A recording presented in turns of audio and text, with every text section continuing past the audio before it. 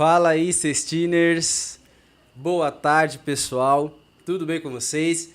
Espero que vocês estejam bem. Eu sou o Matheus Lima, analista de desenvolvimento humano, e estamos aqui para mais um podcast fantástico e sensacional, contando hoje com duas pessoas muito especiais. Antes de falar um pouquinho das nossas convidadas e quem vai estar com a gente hoje nesse bate-papo, nós estamos diante do mês da consciência negra. Então hoje o nosso tema será racismo estrutural e atitudes racistas. Então, hoje vai ser um bate-papo muito consciente, vai ser uma conversa que eu acredito que vai abrir muito a nossa mente, nossa visão, e vai ser muito importante, não só para o ambiente profissional, mas social, acadêmico, cultural, porque vai mexer muito com as nossas vidas. Então, eu espero que vocês fiquem conosco, acompanhem até o final, porque eu tenho certeza que vai ter muita coisa legal aqui para vocês acompanharem. Seguinte, antes também de apresentá-las, eu quero pedir para vocês que façam as suas perguntas. Nós vamos estar acompanhando aqui em tempo real, através do nosso YouTube. Então, caso tenha alguma dúvida, alguma pergunta, durante os assuntos que nós vamos estar tratando aqui com elas, surgirem dúvidas, pode fazer a sua pergunta, porque vai ser muito importante, elas vão responder todas e vai ser bem produtivo. Então, pessoal, vamos lá. Iniciando aqui, nós temos hoje duas convidadas especiais. Samira, seja bem-vinda. Muito obrigada, boa tarde todo mundo, como é que vocês estão? Que legal, estamos felizes em tê-la aqui com a gente. Tô feliz Daiane, também. seja bem-vinda. Muito obrigada, boa tarde. Muito bom estar aqui hoje e poder abordar esse tema. Que legal. Pessoal, nós trouxemos duas experts no assunto. Então é o seguinte, nós vamos explorar vocês hoje ao máximo, porque nós temos hoje uma missão que eu acredito que é uma das mais importantes aqui dentro da Cestine. Pessoal, esse é um tema que nós sempre ouvimos muitos falando na internet, hoje nas mídias, e eu acho que é importante a Cestine também dar voz a isso. Então, nós hoje vamos começar com algumas pautas bem importantes. E para a gente iniciar, eu quero pedir para que a Samira se apresente. Fala um pouquinho de você, um pouquinho do que você tem construído na sua jornada, que eu acho que vai ser bem legal o pessoal te conhecer. Vou falar, eu sou a Samira, eu tenho 29 anos, eu sou advogada, eu atuo com advocacia desde 2017, eu sou uma mulher negra da periferia, consegui estudar com bolsa de estudos, sou filha das políticas públicas e educacionais, das cotas raciais, tive essa oportunidade, atuo com causas raciais, trabalho com crimes de injúria racial e racismo e trabalho em defesa das mulheres também. Show de bola, hein? Show de bola. Olha, eu vou falar uma coisa, hein? Invejável. Parabéns, obrigado. Eu que agradeço. Daiane? Meu nome é Daiane Aquino, eu tenho 38 anos, eu sou jornalista, trabalho como repórter e é muito bom estar aqui hoje para poder falar um pouco, né, sobre esse tema, sobre o mês, sobre a conscientização. E eu, como jornalista, também sou filha das políticas públicas, como a Samira, eu também entrei através de cotas. Então, é importante também a gente falar sobre isso e eu, como jornalista, gosto desse espaço, gosto de dar voz e hoje nós vamos falar aí bastante. Olha, eu não queria dizer nada, não, mas eu tô me sentindo aqui um pouquinho importante, né? Porque eu tô do lado de uma jornalista, eu tô do lado de um advogado e eu venho todo fuleiro aqui pro podcast, né, gente? Mas tá tudo certo, tá nós tudo vamos bater um papo e a conversa vai fluir. Pessoal, é o seguinte, eu acho que é muito legal nós iniciarmos falando muito sobre esse contexto, o contexto histórico, trazendo essa introdução para que as pessoas conheçam um pouco mais sobre por que existe o mês da consciência negra? Por que existe o dia 20, que é considerado o dia da consciência negra? Eu acho que é importante ter essa introdução para que as pessoas conheçam um pouco mais dessa história, que eu acho que para alguns está muito explícita, mas para outros está muito encoberta. Como que a gente pode descortinar um pouco a visão de quem está nos ouvindo? Eu acho que o Dia da Consciência Negra, a gente tem que ter em mente primeiro que ele não é um dia para comemoração. Ele é um dia para discussão, para reflexão e para promoção da igualdade racial. Ele existe, né? Essa data existe desde 2011, foi um projeto de lei, e essa data ela tem o significado da morte de Zumbi dos Palmares, que foi um quilombola, líder do quilombo dos Palmares, foi um homem negro escravizado no Brasil colônia, e foi assassinado pelos portugueses, mas ele é um símbolo de resistência e de luta antirracista e abolicionista. Então, é a data da morte dele que é comemorada, né, o dia 20 de novembro, o Dia da Consciência Negra, mas eu acho que é importante a gente utilizar esse mês para refletir, para pensar, para discutir. Não é uma data comemorativa, eu repito, e eu acho que para a gente entender também legal, é importante a gente voltar um pouco na história, né? Tentar fazer aí uma linha do tempo para entender como todo esse processo de escravidão reflete negativamente nos dias de hoje, né? Por que a população preta está nessa situação de marginalização? Está à margem, né? Não tem acesso às mesmas oportunidades, às mesmas condições. Então, mais ou menos, aí, fazendo uma linha do tempo. Até 1888 a gente viveu esse período de escravidão, né, no Brasil. Aí durante esse período as pessoas pretas eram trazidas para o Brasil contra a sua vontade, eram escravizadas, foi uma situação muito delicada. Em 88, né, teve a Lei Áurea, a abolição da escravatura. O Brasil se sentiu pressionado, né, a abolir a escravatura, porque todos os outros países já tinham feito, só o Brasil que não. E aí, depois disso, aconteceu o processo que é o que a gente conhece como eugenia, que foi uma tentativa de embranquecimento da população, que se entendia que ser negro no Brasil era ruim, né? O Brasil aboliu a escravidão por pressão, não porque queriam, então eles começaram a pensar como é que a gente vai substituir essa mão de obra escrava. Aí aconteceu o que a gente entende por eugenia, que é o embranquecimento da população. Começaram a trazer para o Brasil europeus, italianos, portugueses, em sua maioria, com terras, com dinheiro, com animais, para trabalhar aqui, enquanto essa população negra foi deixada à margem, né? Sem oportunidade de trabalho, sem oportunidade de estudar, sem terra, sem dinheiro, sem acesso a nada. Então, assim, houve esse prejuízo histórico. O Brasil aí tem 530 anos, 520 anos, mais ou menos isso. E durante quase 400 houve a escravidão no Brasil. E depois disso, nada foi feito para reparação. Existe uma dívida histórica, é preciso reconhecer que existe essa dívida e é preciso que a gente pense em políticas públicas, em ações afirmativas para sanar esses danos, né? Porque refletem hoje em dia. A gente ainda é deixado à margem, nada foi feito como reparação, então a nossa situação é delicada, porque reflete. Se a gente não discute, se a gente não repara, reflete, não cessa. Então, é essa situação que a gente se encontra hoje. Você falou uma coisa importante, e às vezes são os detalhes que tem esses folhetos que fazem a diferença. Porque foram muitos anos durante um período de escravidão. Foi. E vocês acham que as pessoas, o nível de consciência das pessoas ainda foram muito pouco trabalhados para que elas conseguissem entender a real importância da causa? Sim, eu acredito que sim. A importância desse dia, às vezes as pessoas pensam, mas não pode ser um dia da humanidade? Não pode ser um dia igual para todos? Por que tem que haver o Dia da Consciência Negra? É um dia de lutas, né? De luta pelo que o negro passou, um dia de conscientizar, de falar, porque a história do Brasil foi construída com os negros. E se tem esse dia para apontar essas reflexões, para apontar todo o reflexo histórico, é porque ainda não há igualdade social. Então, é importante falar sobre esse dia e conscientizar, né, sobre todo o histórico da população negra, porque a economia do nosso país foi construída através dos negros.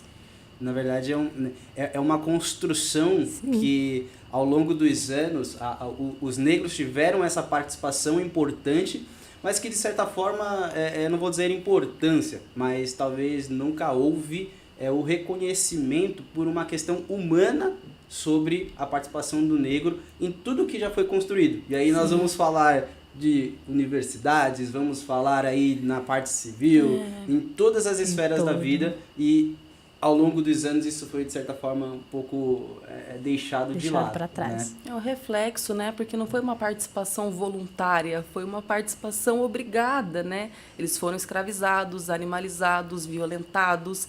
Então, assim, houve esse período, não houve reparação e o reflexo está aí. Então, não é bem uma participação voluntária, né? É um período de escravidão mesmo e de tortura.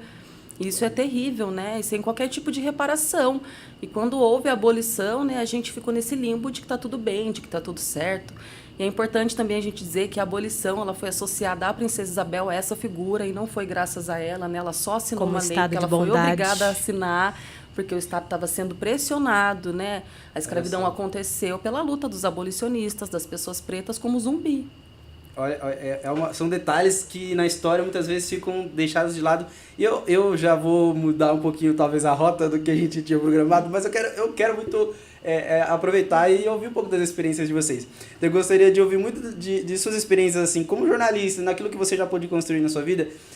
Se você já pegou algum caso, obviamente que dentro daquilo que pode ser contado, de alguma pessoa que já sofreu algum ato racista e que já teve ali, talvez, algo que você precisou repercutir, dar voz, e como que talvez tenha sido essa experiência, e também nas suas experiências advogando mesmo, trazendo isso para o contexto, obviamente que dentro daquilo que você também pode contar, que tipo de pessoas que geralmente procuram, quais são as situações? Porque nós estamos aqui na empresa e, pô, legal, maravilha, tá bacana, estamos discutindo o assunto e tá muito bacana, mas quando uma pessoa sofre, quando uma pessoa realmente, no seu dia a dia, na rua, quando ela entra em um mercado, por exemplo, quando ela talvez está andando pelo shopping, tem esse tipo de situação, como que isso é tratado? Como que isso é levado para um profissional como vocês, especialistas que conhecem e que vivem a causa, tratam? Como que vocês podem trazer um pouco do que você já viu e um pouco do que você já vive, pessoas que levam essas situações de sofrer realmente esse preconceito?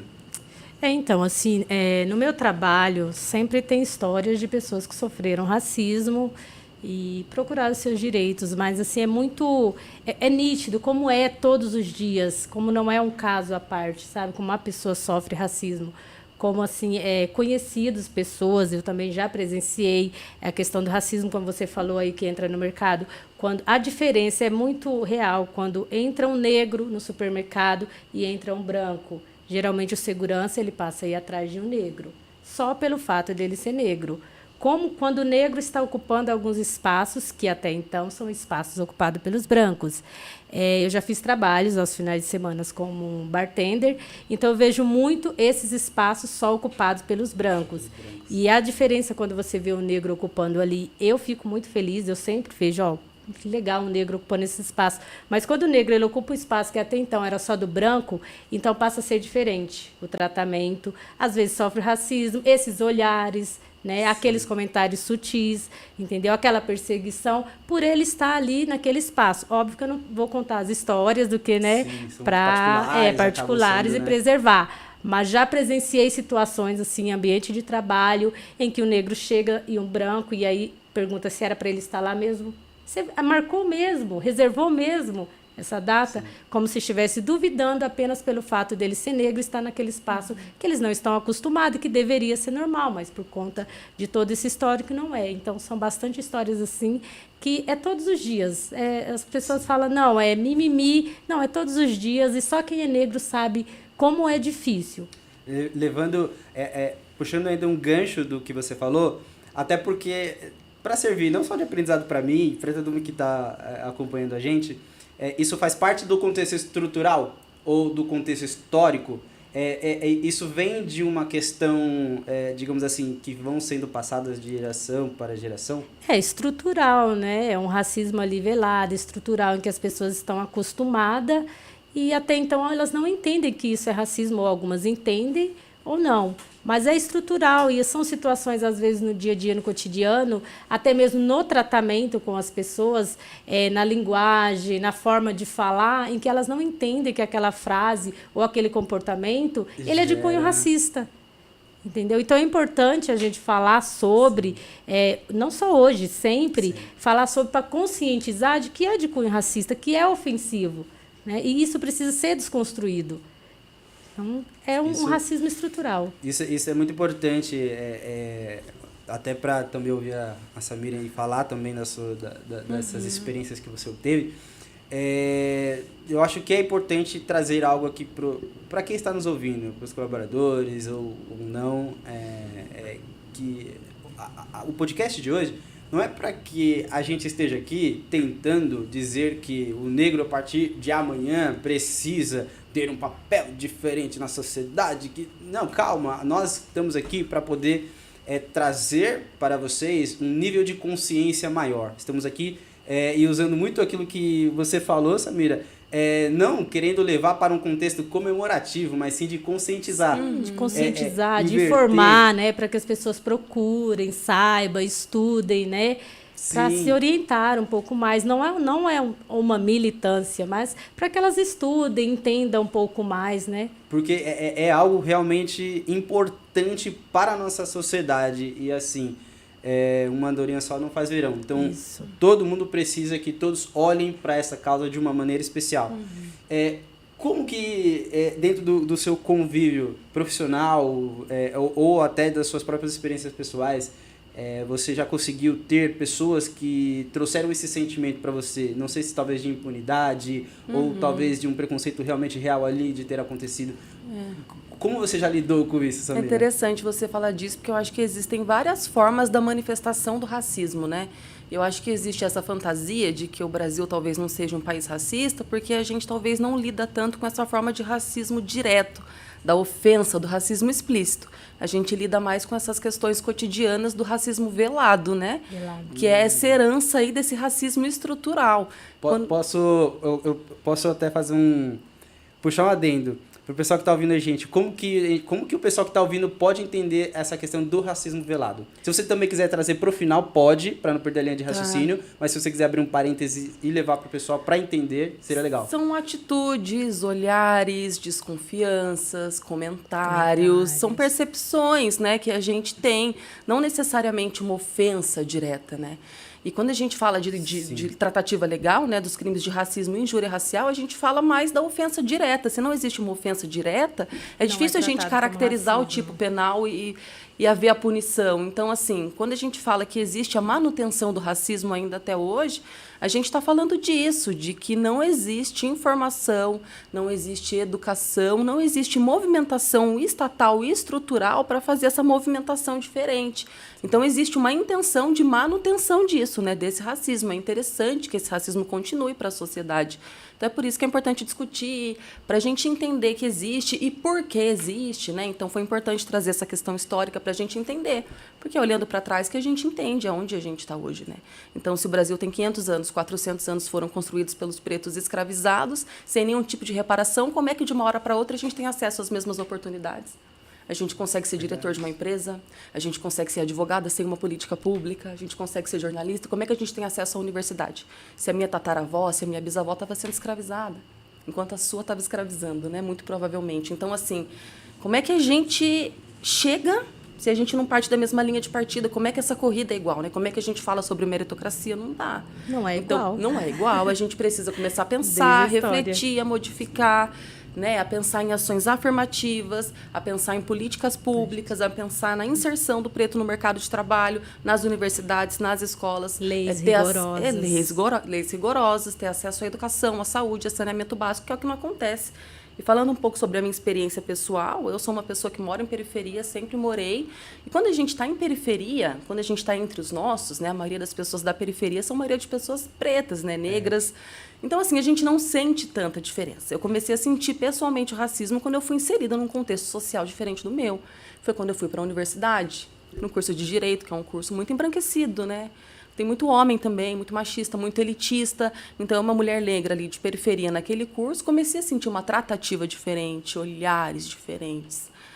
A gente começa a perceber, né, como isso vai se manifestando. Né? Eu lembro que teve uma situação assim na universidade que a gente tinha que fazer um trabalho, que a gente tinha que reproduzir uma audiência.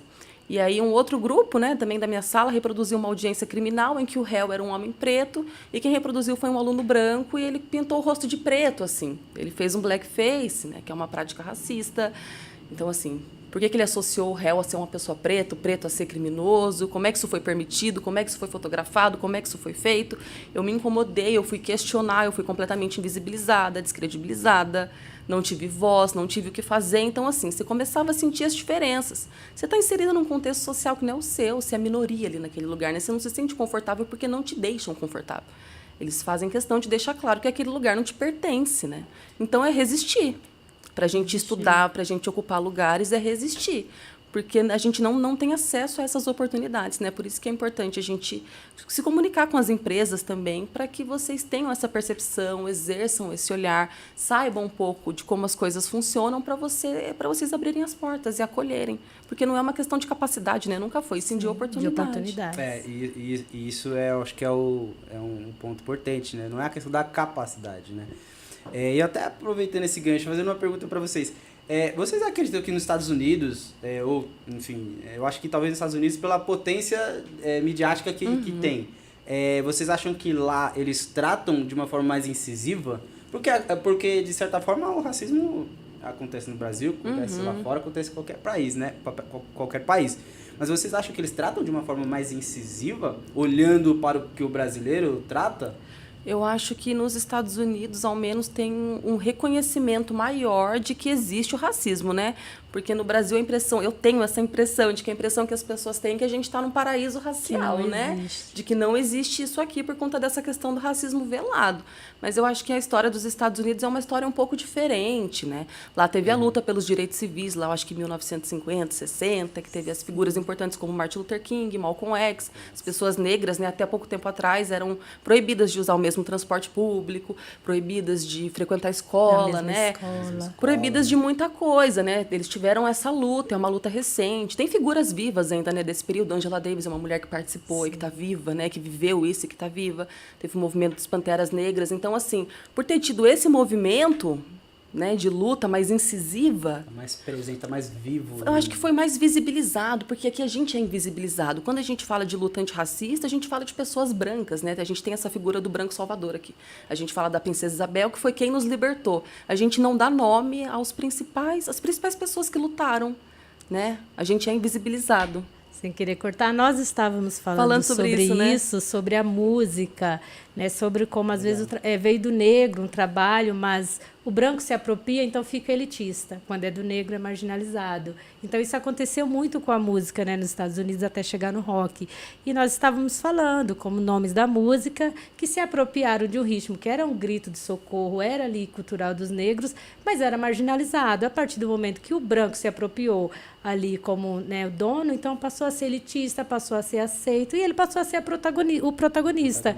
Então muitas vezes acontece também, um trabalho ele é feito pelo negro, mas quando ele passa pela mão do branco, ali vem o reconhecimento.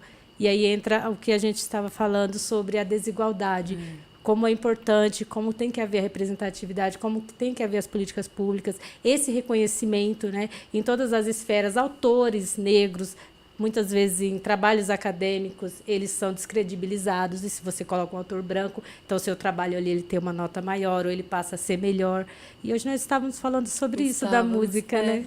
Conexão, eu estou conectado com vocês, entendeu? Eu acho que essa questão dos Estados Unidos também tem a questão do que é ser negro lá e do que é ser negro aqui, né? Lá tem aquela lei de uma gota de sangue, lá é genética, né? O Brasil é fenótipo. O Brasil existe uma confusão muito grande do que é ser negro, né? Quem é negro, quem não é. Tem muitas pessoas que dizem que no Brasil ninguém é branco de verdade, né? Isso é um absurdo, né? Só falam um absurdo. A gente sabe muito bem quem é branco e quem não é. Falamos sobre isso também. E às vezes é uma coisa tão tranquila de digamos assim, distinguir, né?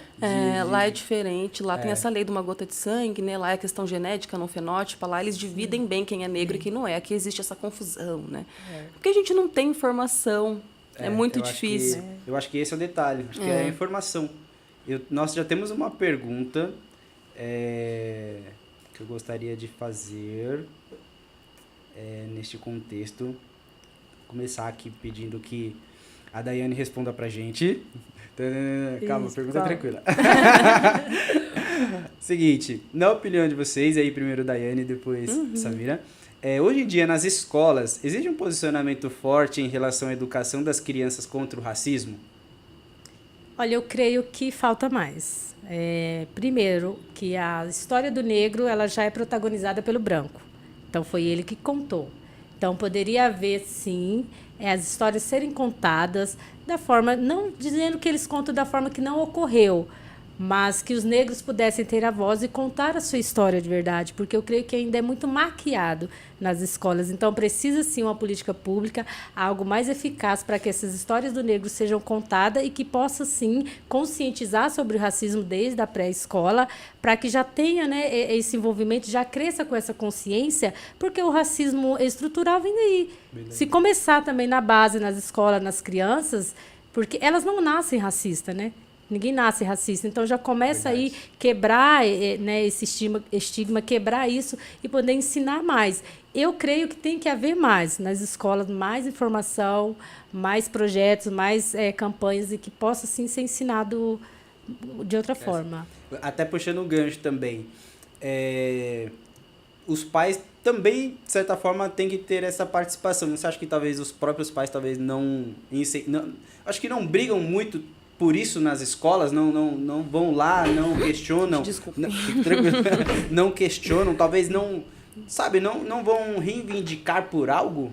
Sim, muitas vezes também é porque os pais, a nossa herança, eles não têm essa consciência do que é o racismo. Então, talvez algum comentário, alguma situação com o filho, para eles, é normal, sempre foi assim.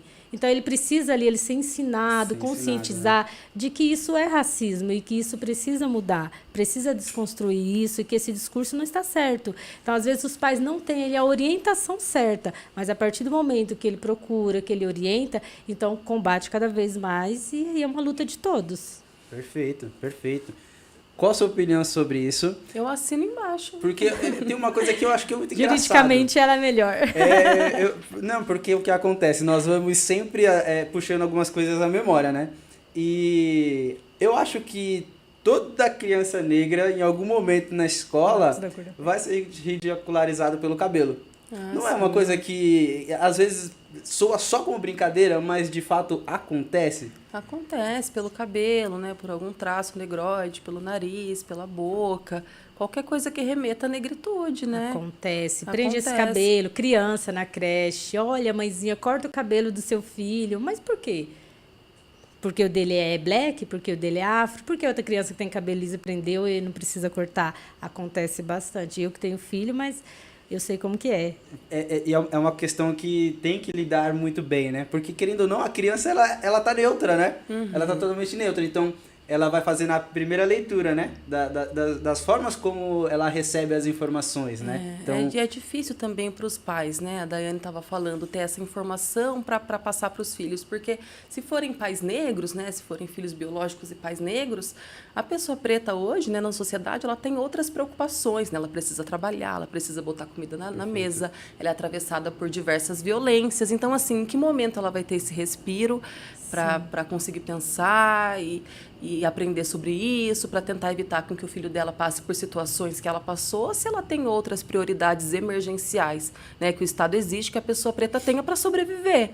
Então, é muito difícil, né, falar sobre isso. Mas com relação às escolas, tem um tempo que eu saí da escola, mas assim, eu acredito que, pelo menos na minha época, não tinha, né? O pouco que a gente estudou sobre a escravidão, a gente estudou sobre esse ponto de vista mesmo da abolição e da figura da Princesa Isabel. Eu não ouvi nomes como Zumbi, como Dandara. Eu fui conhecer sozinha depois, pesquisando, mas a escola não me trouxe isso. Eu não tive essa questão do protagonismo preto, né? Não tive. Foi sempre essa figura do branco salvador, assim, que veio para mim. Puxando até esse gancho, porque falando nessa questão da escola, de certa forma, a gente sabe que hoje muitos dos conteúdos que vão sendo ensinados nas escolas partem por uma prefeitura, um poder público, governamental.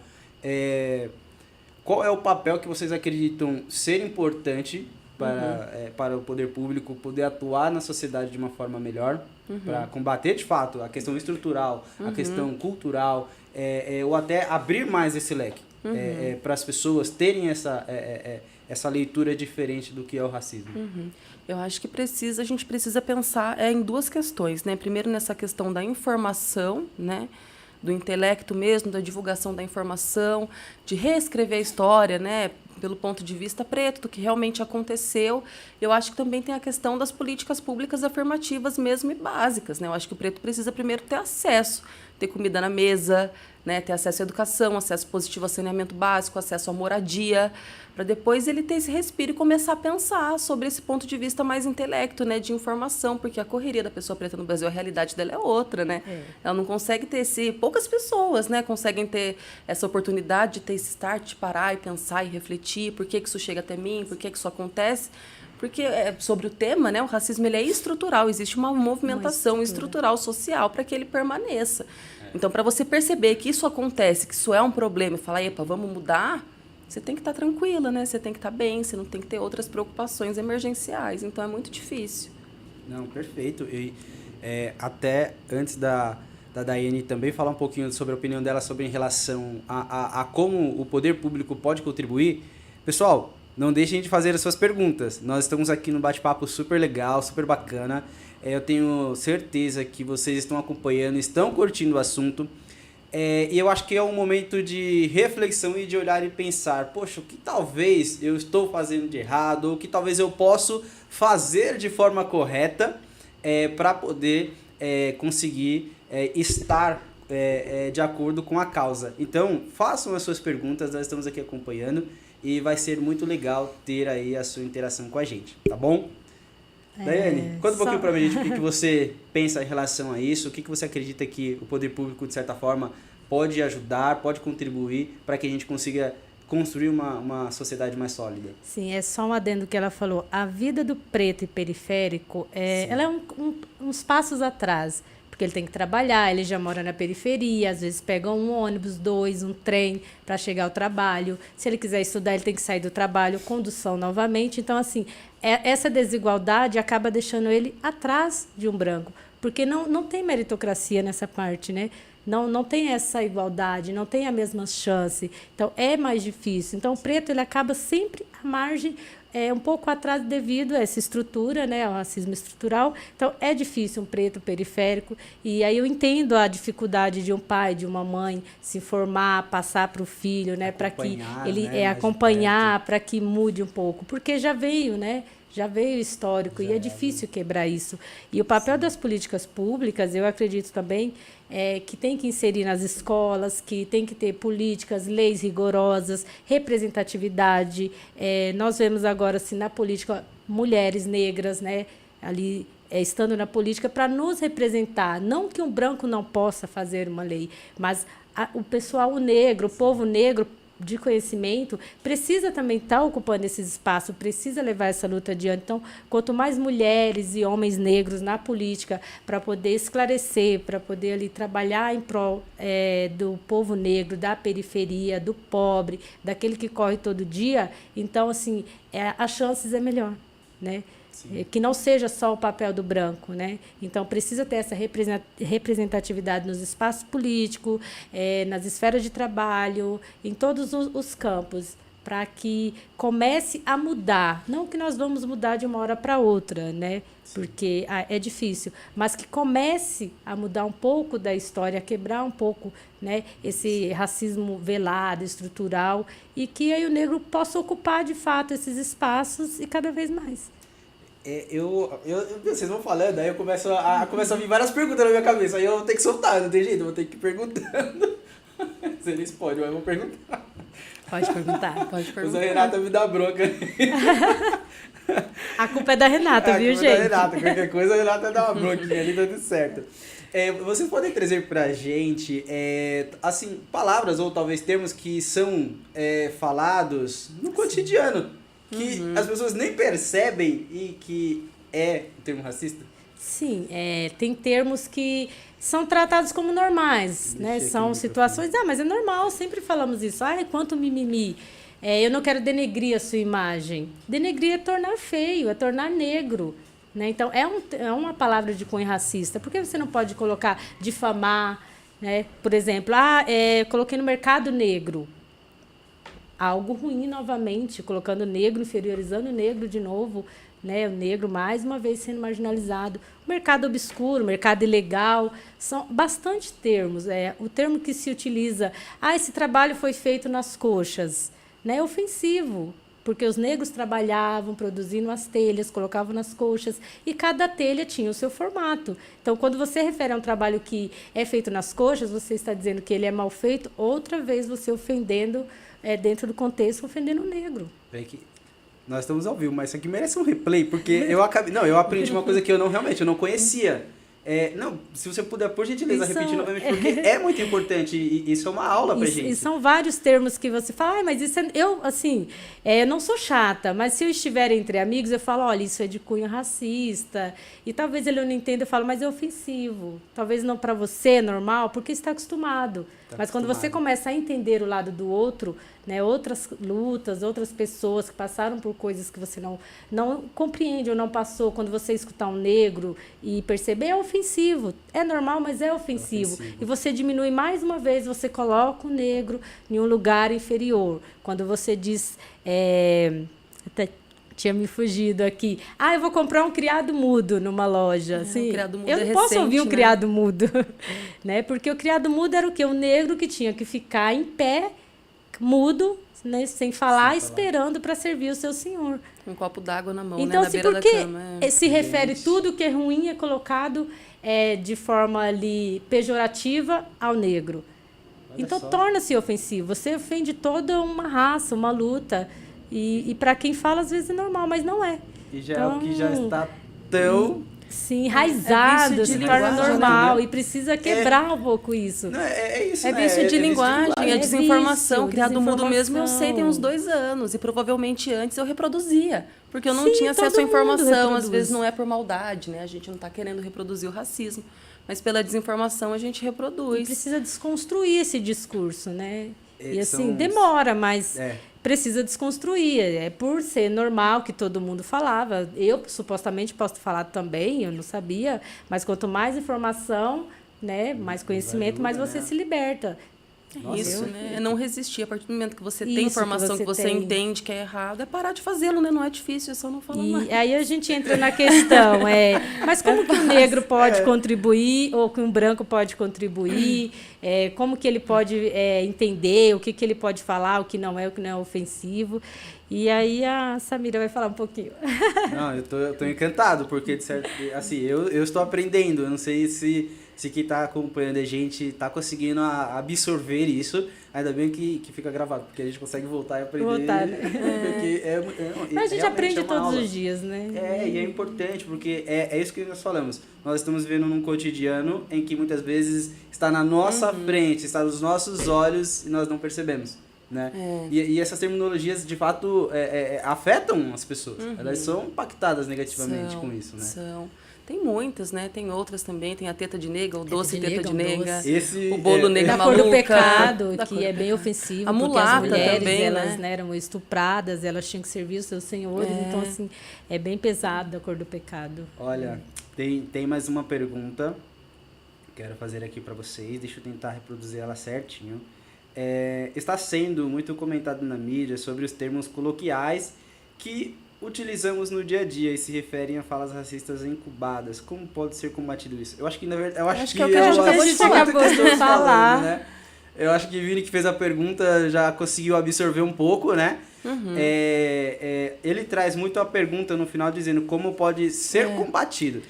Assim, conscientização, informação é algo importante. Porém, existe alguma forma legal hoje que pode ser combatido? Porque hoje os termos da lei nos respaldam até onde sobre isso? Eu acho que juridicamente falando, eu acho que assim, tudo depende do que você sabe, né? Se você fala de uma forma pejorativa ou se você fala de uma forma tranquila, né? Importante. Então, assim, depende da sua intenção. Eu acho que para caracterizar um tipo penal depende muito da sua intenção.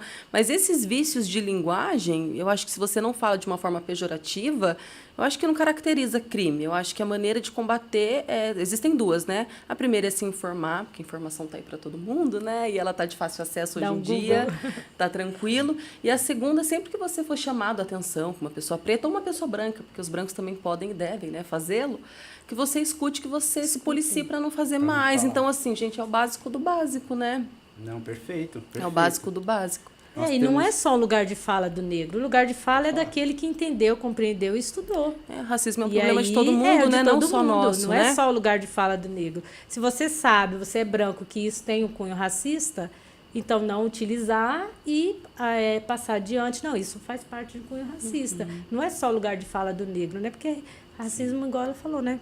Tá em todo lugar. Tá em todo lugar. Nós temos mais uma perguntinha.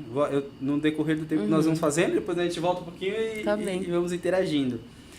Que também está envolvido a questão das escolas. As escolas são a base. Como vocês disseram, ninguém nasce racista.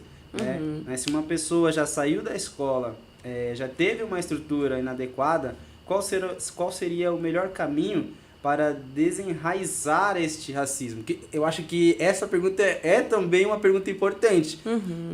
Porque, querendo ou não, eu acho que não só nas escolas nascem alguns vícios, ou também ali as pessoas acabam aprendendo a serem racistas, mas como depois que você cresce, desenvolve alguns hábitos, você desconstrói isso?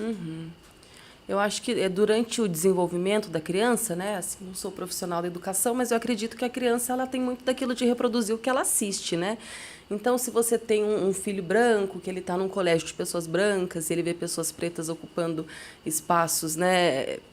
Insignificantes socialmente falando, nenhum espaço é insignificante, mas assim, inferiores, o que você assiste, o que você dá para ele, né, assistir, o que você dá para ele ler, que informação você leva para o seu filho, que acesso ele tem a pessoas negras, né, que pessoas negras rodeiam a sua família, é a sua empregada, é a sua faxineira, é o seu motorista, ou é um amigo querido, ou é o professor dele, ou é um médico. Então, assim, o que é que ele vê? O que ele vê, o que ele vai reproduzir, o que ele vai aprender, a referência que ele vai ter. Eu acho que é esse caminho. E depois que você cresce em informação, acho que todo mundo está sujeito a desconstruir tudo, né? Existem muitos problemas sociais no Brasil. Existe o racismo, que é o tema que a gente está falando hoje. Existe o machismo, né? Existem muitos problemas. Eu acho que a partir do momento que você tem informação, que você identifica que isso é um problema, que você se identifica como provavelmente uma pessoa racista, já que o racismo é estrutural, é institucional, é cultural, e você está inserido nessa sociedade, então você está sujeito a reproduzir.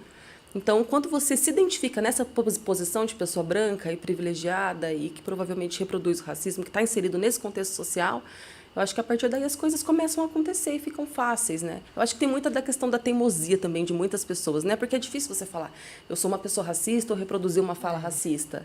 Porque caracteriza crime, na verdade, né? Racista, Assusta. né? Mas você está sujeito a reproduzir, infelizmente, porque está intrínseco. Então, você está sujeito. Então, reconheça, mude, estude, busque informação, converse. E falando sobre ocupar simples. os espaços e crianças, há pouco tempo não tinha boneca negra. Você não conseguia achar uma boneca negra. Se a criança ali ela já nem tinha contato com brinquedos assim, com a boneca negra, com desenhos que tivessem um negro como protagonista, entendeu? Até então a indústria, né, pornográfica tinha os negros só em papéis inferiores.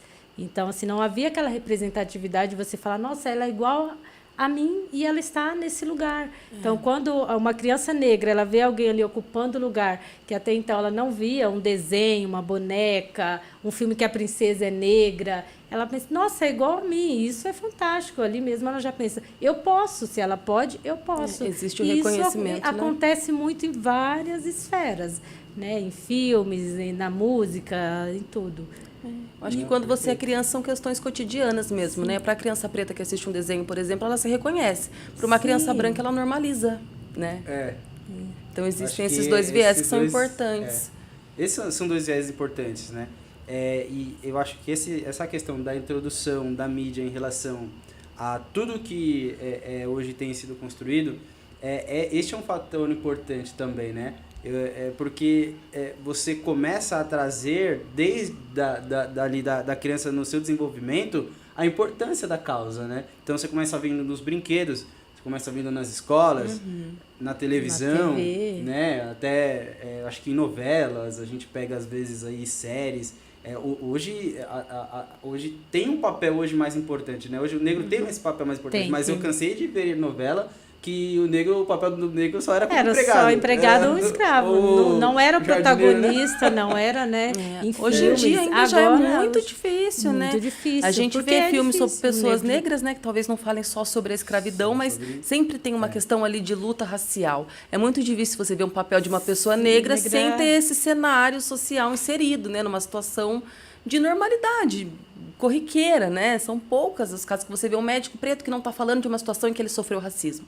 Não, ele só está sendo um médico preto no cotidiano dele. Olha, eu sou negra, mas eu falo sobre outros assuntos. Exato, eu não tenho que estar ali presente como jornalista só no Dia da Consciência Negra. Entendeu? Eu posso falar sobre outros assuntos. Não me chamem também. Não é só isso, entendeu? Porque só associa só isso mesmo, né? Só as lutas, né? E as dores, né? E as coisas do cotidiano, não. Então, a impressão que dá é que a gente também tem que estar sempre nesse papel, né? De falar, e de brigar, e de conscientizar, e de educar, e de resistir. A gente quer viver também, né? A gente quer outras coisas, né?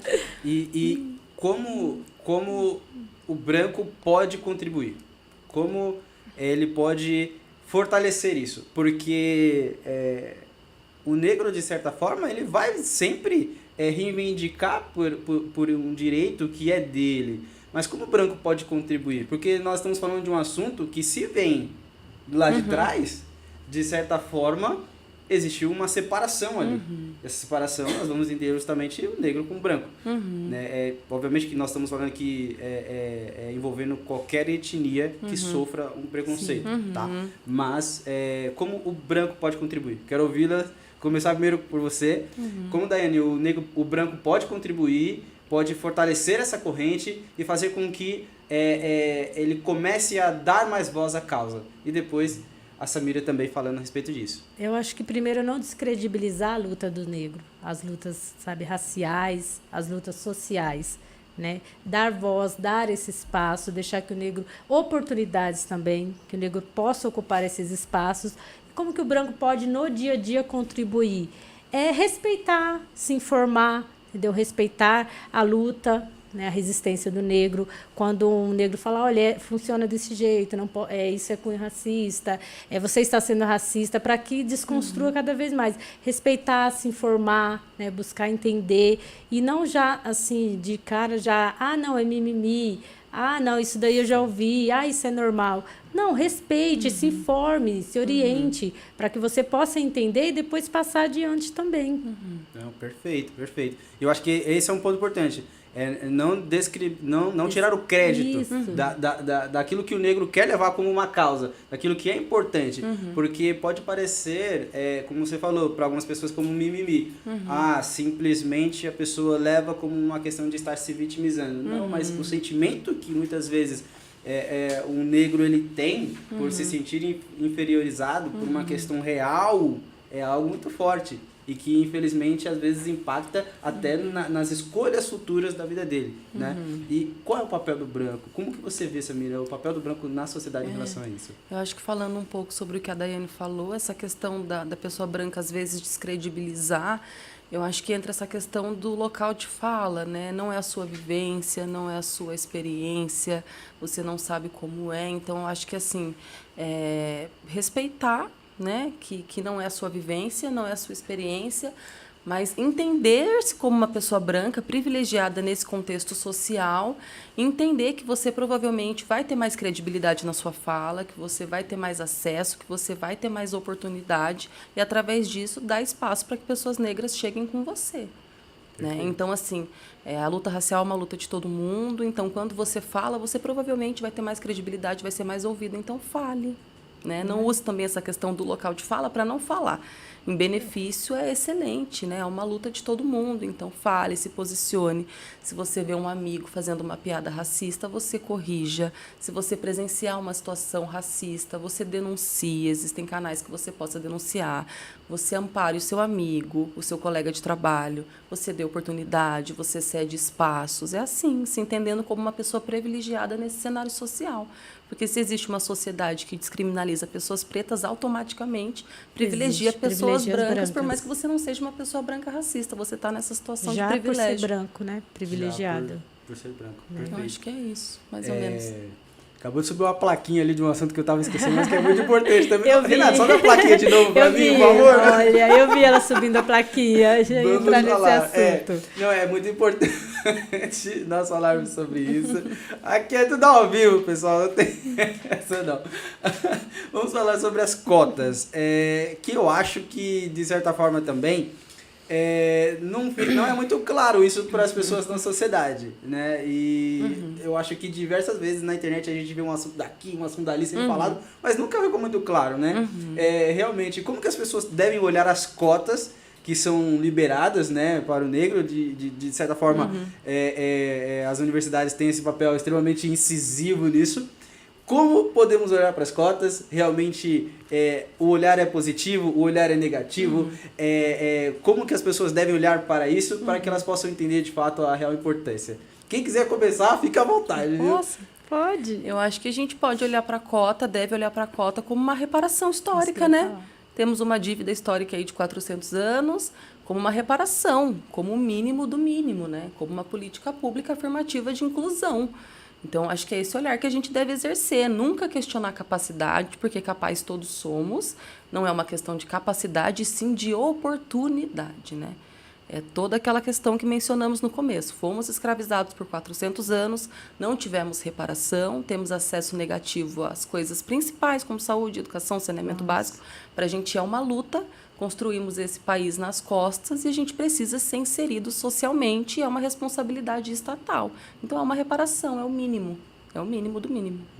Perfeito. Exatamente o que eu ia falar, reparação histórica. Os negros foram jogados a partir da abolição, né, o Deus dará, nos morros começaram a ocupar, e agora? Como fazer? Né? Não tiveram acesso, não tiveram aí acesso à igualdade, né, ficaram para trás, e é uma reparação histórica, é uma inclusão. Não está tirando o direito do branco. Né? Nada mais que isso, é a dívida sendo paga, né? Uma reparação histórica.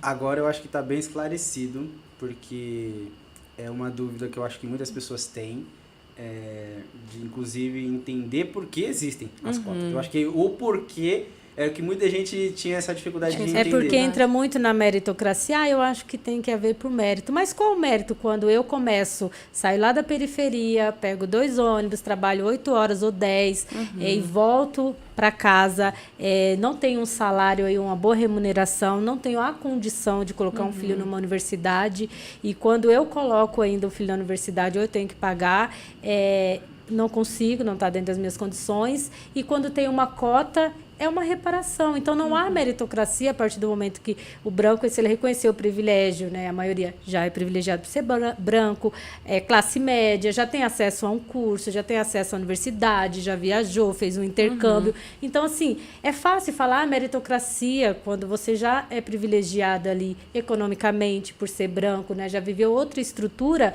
falar que o negro tá tirando o lugar do branco e que a cota não seria aí uma reparação e que não seria legal. Entendeu? Qual é a meritocracia? Quando eu tenho que andar aqui 5 passos, né, e você já está à frente. Quando eu tenho que estudar mais, eu tenho que batalhar mais, entendeu? Então não tem meritocracia. E não existe porque não há igualdade social. É importante falar, quando a gente fala de meritocracia, a gente não está falando de questões pessoais, do seu esforço pessoal. Porque muito provavelmente você também é uma pessoa que se esforça, que trabalha. A gente está falando de uma questão social.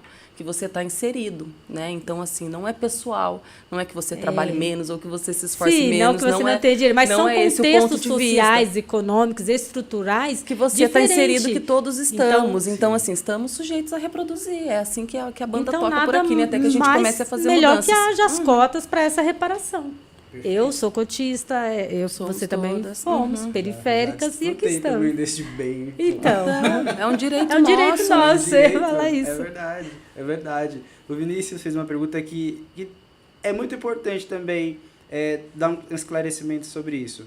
Ele disse assim, meninas, temos muitas séries de problemas nessa luta, e dentro de nós mesmos, hoje em dia, nós vemos alguns negros ofendendo outros negros.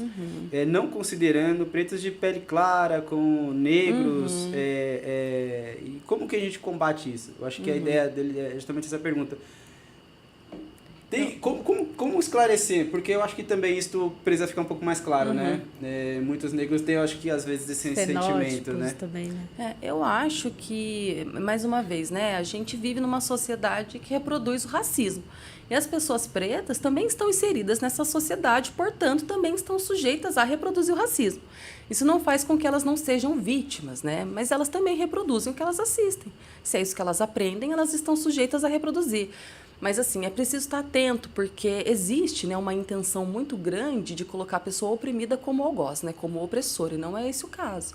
A pessoa preta está sujeita a reproduzir o racismo porque ela sofre essa opressão, né? E se todo mundo está sujeito, por que ela não está? Por que ela tem que adotar um tipo de conduta? Se ela também está inserida nessa sociedade, né? Tal como uma pessoa branca, apesar de ser vítima. Então, assim, por que ela tem essa obrigação de militar e de falar? Ela não tem, ela está inserida nesse contexto, ela está sujeita a reproduzir, mas isso não faz dela uma opressora, ela continua sendo uma pessoa oprimida socialmente falando, né? Essa questão da inversão, né? Da pessoa oprimida para o opressor, essa pessoa que está nessa situação de vítima para o algoz, é uma tentativa, né, constante que fazem com a gente, isso é muito difícil. Mas eu acho que é isso, educação, informação, né? No final das contas, é sempre nessa tecla que a gente bate, né? Sim. Porque eu acho que é muito isso mesmo. Falamos sobre isso também, que muitas vezes o próprio negro ele não tem noção do que é o racismo. de estar sendo Verdade. oprimido, de estar sendo colocado ali como inferior. Falamos hoje sobre isso aqui, né? Havia uma pessoa que ele não achava importante a luta contra o racismo, porque ele achava que muito era, vamos dizer, falácias. Mas talvez porque ele não entendeu que ele está sendo oprimido, que ele é colocado no lugar inferior todos os dias. Então, assim, por ser normal, talvez... É a vivência dele, né? vivência dele. Então, ele ainda não tem essa informação. Falei, você não sabe, mas por informação, às vezes... É sempre a tecla da informação. E ele é negro, então o negro ele pode reproduzir o racismo, sim. Mas assim, é porque ele não tem o conhecimento de que isso é racismo. Né? Não tem o conhecimento, a informação.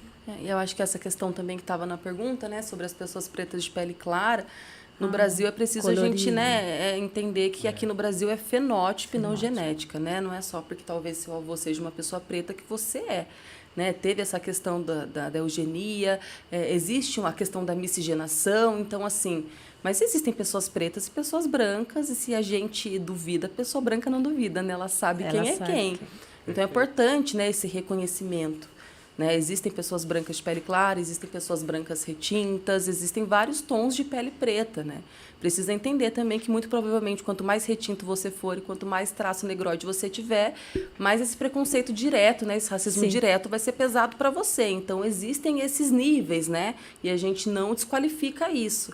Mas, assim, pretos retintos no Brasil compõem 15%, e somos quase 60% da população. A maioria são pardos, né? Negros, de uma forma geral, mas...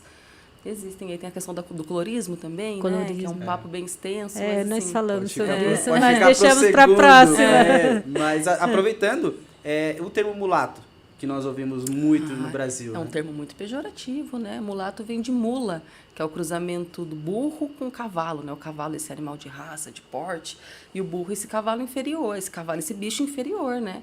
Que são os filhos de brancos com pretos, né? Branco seria essa figura do cavalo e o preto seria a figura do burro. E nasce a mula, né? O mulato. Então, é esse o significado. É bem pejorativo, né? Não é legal. E é usado para se referir a nós, né? Mulheres negras de pele clara. Negras. Também tem esse olhar hipersexualizado, isso que eu ia falar, né? sobre a sensualidade, a mulher mulata.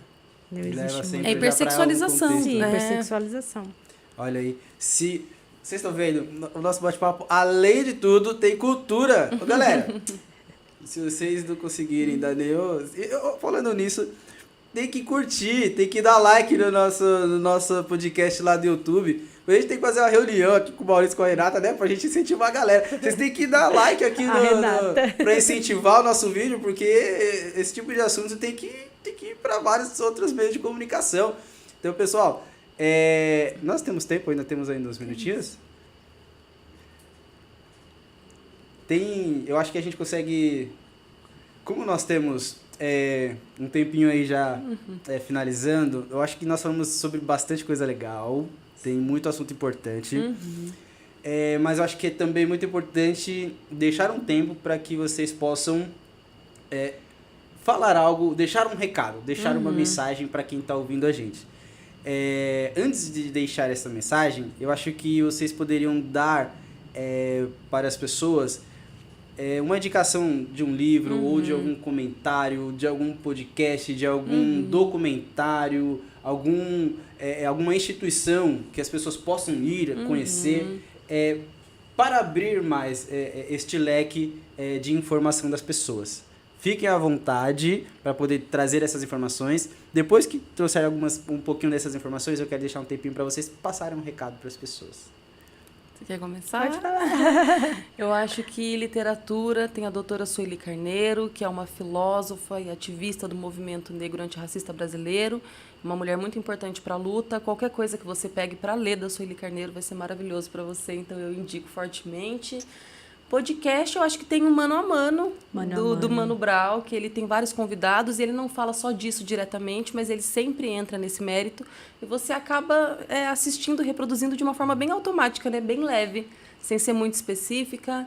Tem um documentário também que eu assisti recentemente, que chama 13ª Emenda, que fala sobre essa questão, né, da construção do racismo estrutural no Brasil e nos Estados Unidos, como eles conversam entre si.